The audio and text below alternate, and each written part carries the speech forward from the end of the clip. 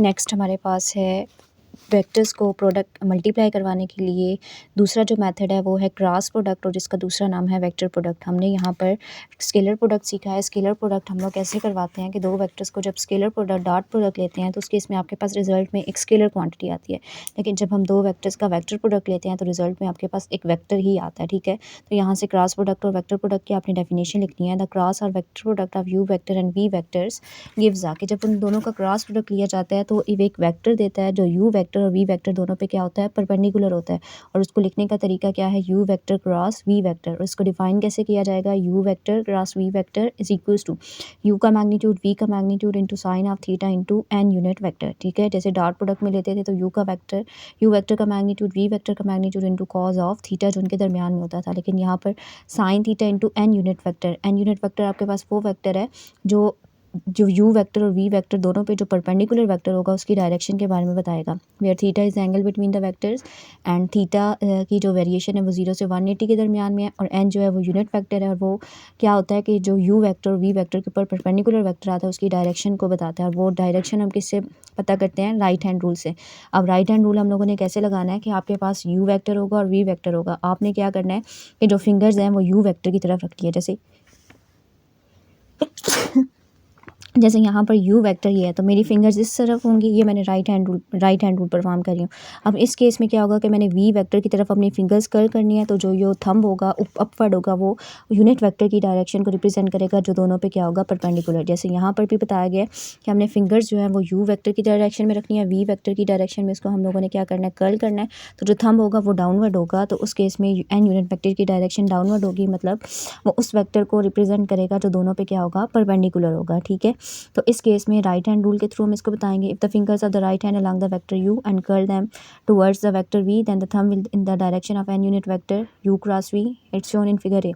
In the figure B, the right hand rule shows that the direction v cross u vector. इस case में जैसे मैंने u के लिए बताया है, तो अगर हम यहाँ पर क्या करें कि यू की तरफ वी की तरफ अपनी फिंगर्स रखें और यू की तरफ इसको कर्ल करें, तो यूँ कर्ल होगा। ठीक है, और जो थंब होगा वो डाउनवर्ड होगा, तो फिर क्या बनेगा, वी क्रॉस यू वेक्टर। ठीक है, तो यहाँ से आपने इसकी डेफिनेशन लिखनी है। ठीक है, ये राइट हैंड रूल, साथ में इसकी एक स्टेटमेंट लिख देनी है कि अगर हम इसकी डायरेक्शन में करेंगे तो थंब होगा वो इसकी डायरेक्शन को बताएगा।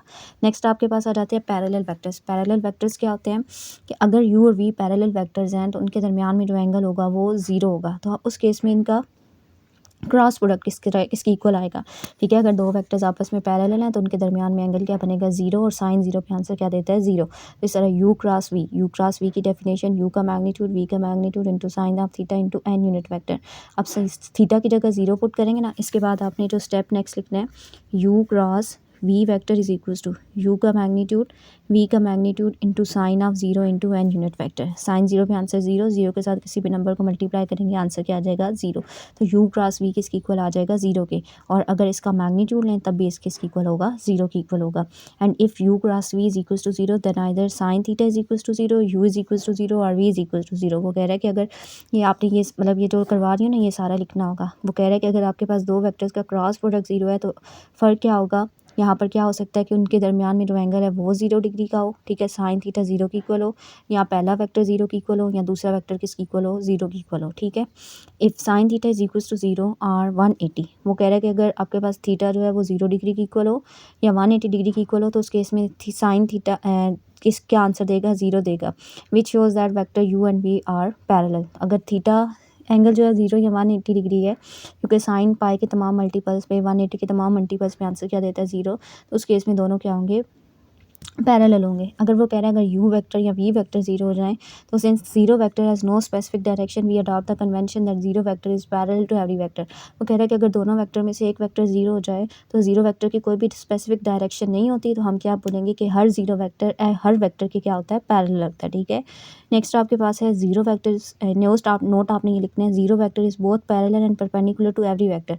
कि जो 0 वेक्टर होता है वो पैरेलल भी होता है और परपेंडिकुलर होता है हर वेक्टर के। This apparent contradiction will will cause no trouble since angle between two vectors is never applied which one of them is zero vector. वो कह रहा है कि इसके अंदर कोई भी आपके पास मुश्किल बात नहीं होगी क्योंकि जब दोनों पैरेलल हो या परपेंडिकुलर हो, अगर एक ज़ीरो वेक्टर है तो उसकी मैग्नीट्यूड ज़ीरो होगी।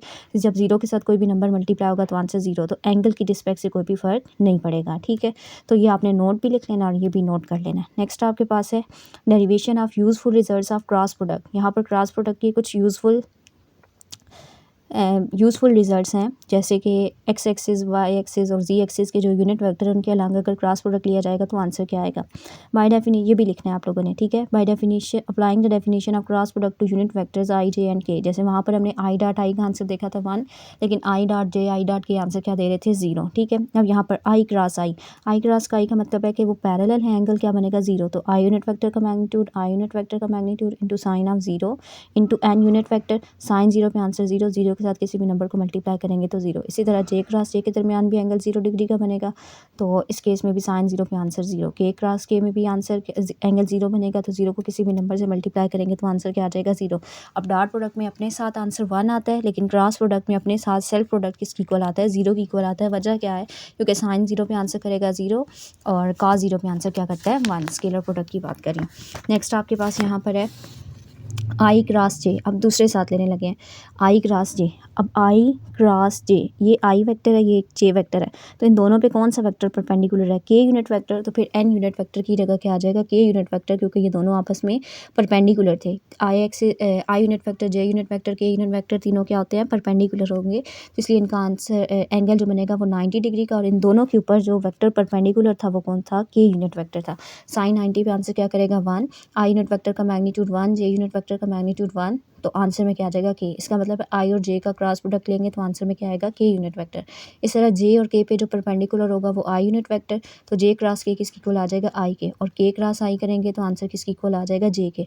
और थर्ड आपके पास यहाँ पर रिजल्ट है कि अगर अपने साथ ही आप लोग किसी भी वेक्टर का क्रॉस प्रोडक्ट ले रहे हैं तो आंसर क्या आएगा 0, क्योंकि पैरेलल होगा, और साइन 0 पे आंसर क्या करेगा 0। अब ये आप इस तरह याद रख सकते हैं साइकिल के तरह, साइकिल से रिलेटेड। आई के बाद जे के बाद के। ठीक है, रिवर्स आई क्रॉस जे करेंगे तो के, ठीक है, जे क्रॉस के करेंगे तो आई, और अगर के क्रॉस आई करेंगे तो जे। लेकिन अगर डायरेक्शन इनकी आप उलट करते जाएंगे तो आपके पास वेक्टर प्रोडक्ट के अंदर, क्रॉस प्रोडक्ट के अंदर जो कम्यूटेटिव लॉ है वो होल्ड नहीं करता, क्योंकि डायरेक्शन का फ़र्क आ जाता है। तो ए क्रॉस बी इक्वल होगा minus into B cross A. ठीक है, नेक्स्ट यहाँ पर कुछ प्रॉपर्टीज़ हैं क्रॉस प्रोडक्ट की। तो पहली प्रॉपर्टी आपके पास है यू क्रॉस, अगर दो वेक्टर्स का क्रॉस प्रोडक्ट 0 है तो यहाँ पहला 0 है, यहाँ फिर दूसरा 0 है। सेकंड प्रॉपर्टी है कि यू क्रॉस वी इक्वल नहीं होगा वी क्रॉस यू के, लेकिन इक्वल होगा माइनस साइन के साथ। ठीक है, तो यू क्रॉस वी इक्वल होगा minus V cross U. Third आपके पास डिस्ट्रीब्यूटिव प्रॉपर्टी है कि U cross V plus W का आंसर इक्वल होगा U cross V plus U cross W. चौथी प्रॉपर्टी है U cross K into V, मतलब किसी भी स्केलर के साथ आप इसको मल्टीप्लाई करें तो उसका आंसर इक्वल होगा अगर आप उसको यू के साथ स्केलर को मल्टीप्लाई करें, फिर वी के साथ क्रॉस प्रोडक्ट लें, या पहले उन दोनों का क्रॉस प्रोडक्ट लें और फिर के से मल्टीप्लाई करें। और फिफ्थ वही प्रॉपर्टी है कि सेल्फ प्रोडक्ट किसकी इक्वल होगा 0 के, क्योंकि उनके दरमियान में एंगल क्या बनता है 0 डिग्री।